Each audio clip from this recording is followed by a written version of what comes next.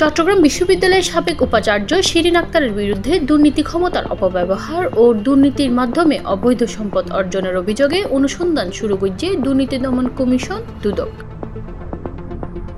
বুধবার সেপ্টেম্বরের 25 তারিখ কমিশনের সভায় এই সিদ্ধান্ত লওয়া হয়। কমিশনের উপপরিচালক আক্তারুল ইসলাম বিষয়গান নিশ্চিত করেছে। তিনি জানান, শিরিন আক্তার চট্টগ্রাম বিশ্ববিদ্যালয়ে যোগদানের ফরেতুন ক্ষমতার অপব্যবহার গড়িয়ে অনিয়ম ও দুর্নীতির মাধ্যমে ঘুষ, অবৈধ নিয়োগ, বাণিজ্য সহ নানা দুর্নীতির মাধ্যমে অঢেল সম্পত্তির মালিক হই।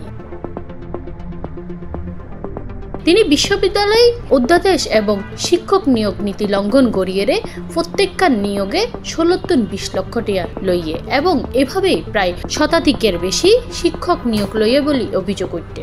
2003 সালে জুনের 7 তারিখ বঙ্গবন্ধু মুক্তিযুদ্ধ ও বাংলাদেশ শীর্ষক সেমিনার আয়োজনের মাধ্যমে 18,50,000 টাকা খরচ দেখায় আত্মসাৎ করেছে।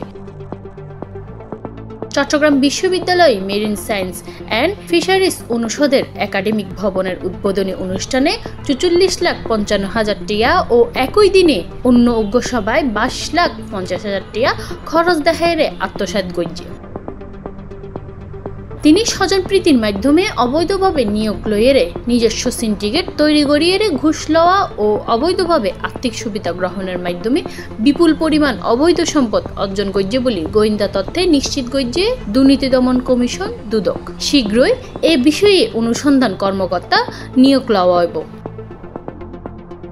C+ চট্টগ্রাম।